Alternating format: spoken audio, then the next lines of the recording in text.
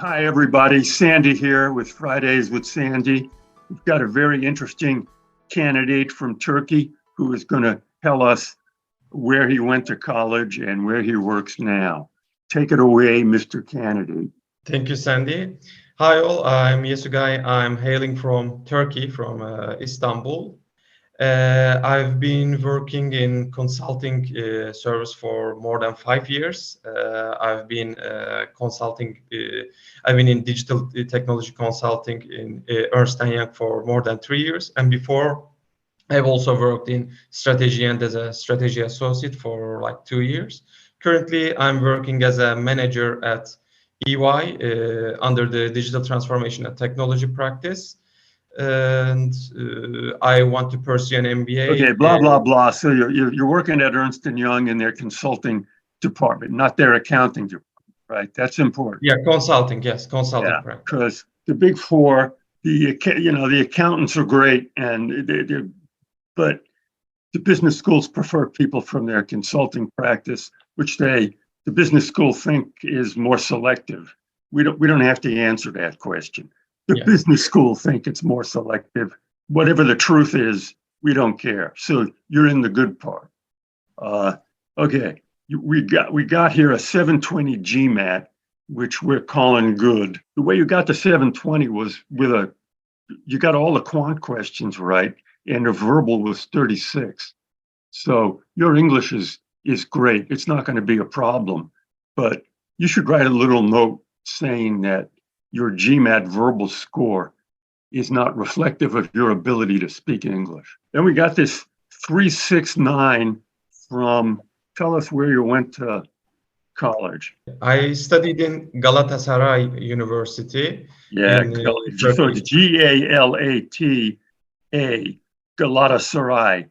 So, yeah, close enough. Tell us about that school as being a prestige school in Turkey. So yes, actually, it's a very prestigious school, and before I have to tell you a little bit about the system. So we get into university in Turkey with a national entrance, national exam, and it's one of the top schools. And I got into. Okay, do they send people to North? This cuts to the chase. Does the university send people to North American business schools after, obviously after they've worked a couple of years? How many alums of Galatasaray do you know that went to North American business school? To be honest, as far as I know, there aren't many. I mean, I do not know anyone, but yeah, to be honest, I don't. That's neither here nor there. That could operate in your favor. Schools are always interested in having a new university represented. Here's an even more important question. Where do the leading graduates typically work each year? I'm particularly do they get jobs with consulting and accounting, consulting and investment banking firms? Yeah, they do get actually. They do get to work in consulting companies, in financial services companies, in various companies, in retail companies like Unilever or P&G, and there are lots of graduates who went to Europe as well, and there are even graduates in US and Canada as well. But to be honest, it's a small university. It's not very big, so it's a few thousand people. It's not like 20 or 30,000 people that you see in US. So sure. Okay, to the extent possible, this is not critical. In the course of doing the application, like filling out the forms and writing the essays, you should try and explain as much about that as you can. The schools may have heard of it. They'll look it up, but just a hint.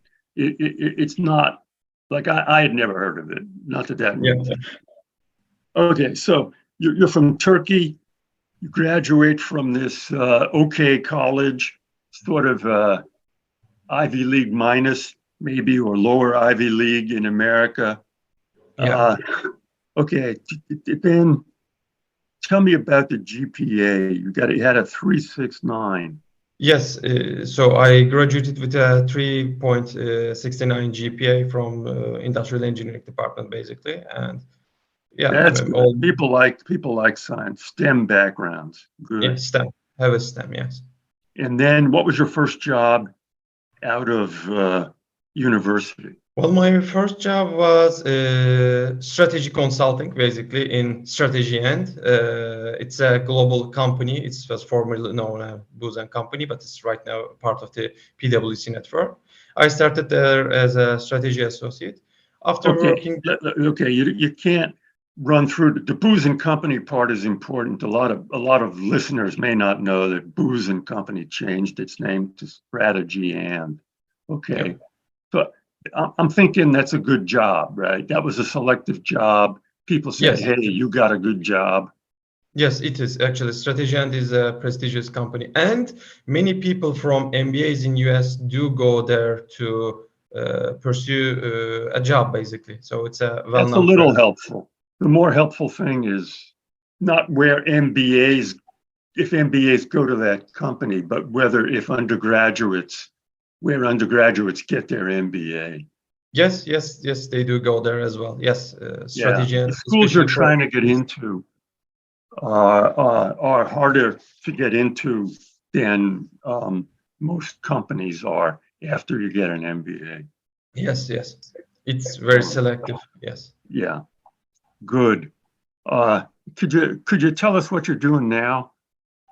You're working yeah, at Ernst& Young Global Consulting Services. So you're with, I'll say it again, the consulting part of Ernst& Young. And, yes. and what do you do?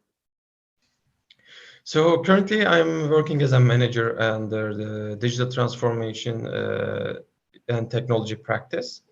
And I'm currently looking more on the technology side projects. It can be a client operating in technology sector, or it can be just a normal client that you see every day, but Good. you Okay. leave. This is a bullet on your resume. That's very good.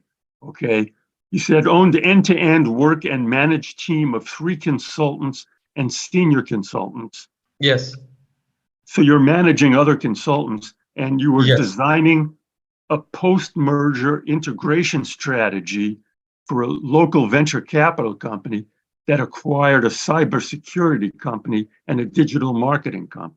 So yes, yes. suppose you're having an interview and they said, tell me about what did you do? What was that project and what did you do?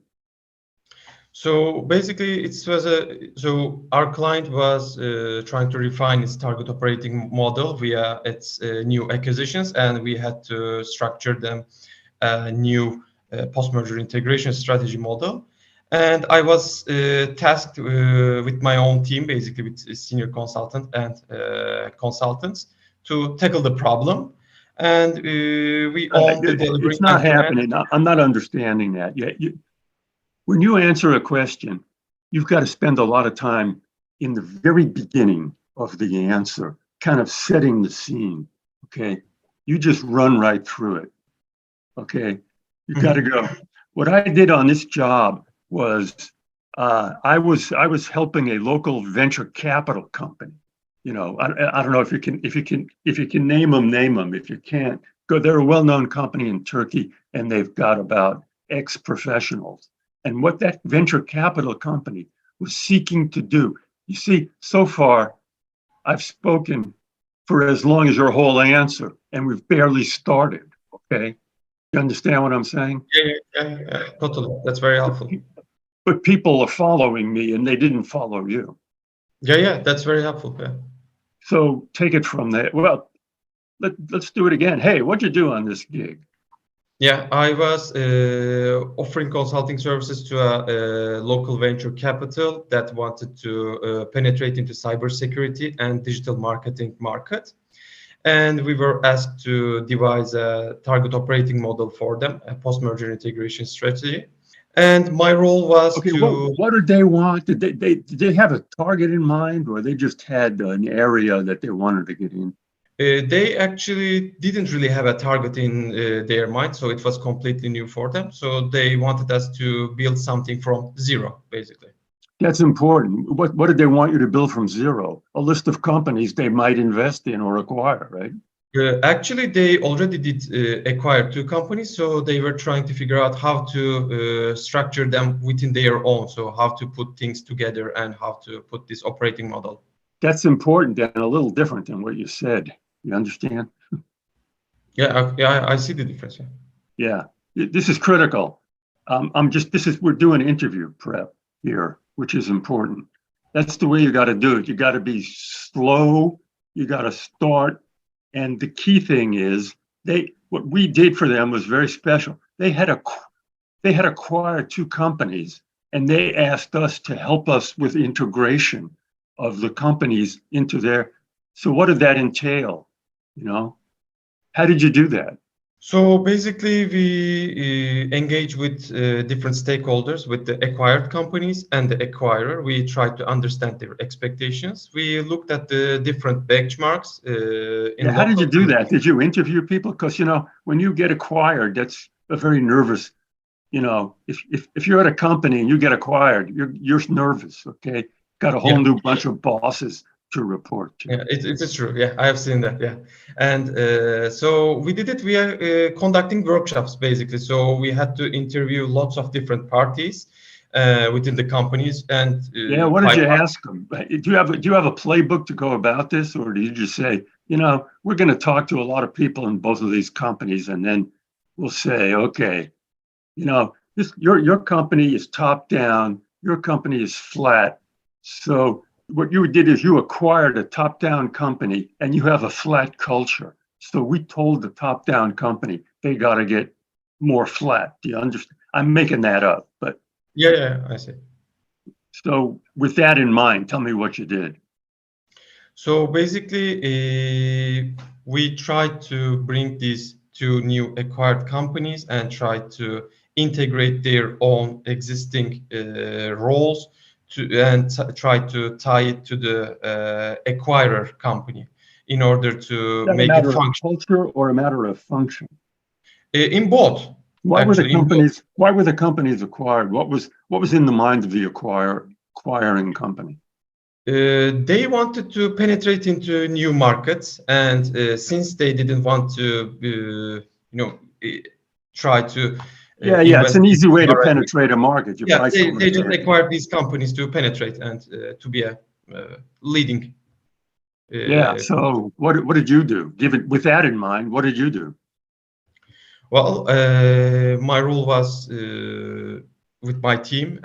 I was tasked with helping the company basically with this problem, with the struggle. So what I did specifically was we conducted lots of workshops with different parties. We tried to understand their expectations and we tried to align them on a specific point so that everyone can handshake and everyone can be happy. And Okay, that sounds like so you're like a marriage counselor, except the people haven't been married yet. So yeah, yeah, maybe you can put it that way. Yeah. okay. Is that a service that Ernst and Young offers? Is that part of your It is one consulting of the services? services that we offer actually, and so we also offer it in the global practice, and we were basically collaborating with other foreign offices in this project. They were helping us. They were sharing their. Yeah. Okay. Business school would love a project like that. You should make as much of that as you can. It involves everything business schools care about: merging Yeah, cultures, dealing with different people. One company acquiring another company to expand. That's what business schools think they do. Okay.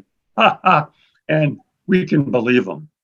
We'll go along with that since yeah, we're we're on the side of the business schools here. Good. You're a guy with a 720 GMAT. That's good. A 369 from a lesser known school. I think Turkey is a positive. Engineering degree is a positive. Let's go through the schools you listed. yeah. Wharton. Wharton would be a reach. Okay. They got a lot of guys like you from Big Four consulting firm. and not only Big Four consulting firms, you know, McKinsey, Bain, and BCG consulting firms. Yeah. So you're in the white male consulting pool, which is large and very prestigious. So it's Wharton might find guys they like more than you. Although the Turkey thing could be a plus. I think Booth would go with your profile and your story. They like types like you. So would Kellogg. I think Sloan is the place you'd have a lot of trouble. They're small. They might be impressed by what everyone else is impressed by. But once again, they might have some guy who's similar to you, you know, that they'll take. The question is, for a white male consultant, which is a very large pool, how much extra credit do you get from being from Turkey and, you know, working in Europe? I'm not sure, to tell you the truth. I think the Turkish thing could get you a little bit of a leg up. Tuck goes for guys like you. Yale goes for guys like you. And those schools are, well, Yale and Haas are less selective. Okay, so I think Wharton might be hard, although they might go for the Turkish thing. And your stats at Wharton are okay, a little on the low side of normal. At these other places, it's just a matter of convincing, well, not counting, except for Sloan. At these other places, it's just a matter of convincing them you want to go. So it really helps to go to all the meetings, the forums. You get it? Yeah, yeah. You gotta wag your tail. Do you know that expression? Yeah, I do. Like a little dog wagging his tail. You got to go, I like this. You got a lot going for it. I think your chances of getting into Wharton are like 20-25%. I think your chances of getting into Booth, if you show them the love, your chances of getting into Booth are more like 40%. Ditto Kellogg. Sloan, once again, your chances are like 20%. At the other schools, your chances are 35-40%. It's just, you're just in a selective cohort, but you got a lot going for you. And then Yeah. I think you'll do well at an interview. Hopefully, yeah. Hopefully is right. You will do well. You're well spoken and your answers are short. And I think you've learned a couple of important things about how to answer interview questions just now. Yeah, definitely. You got a lot going for you. Okay. Adios. Shalom. Thank you. And good Bye-bye. luck. Thank you.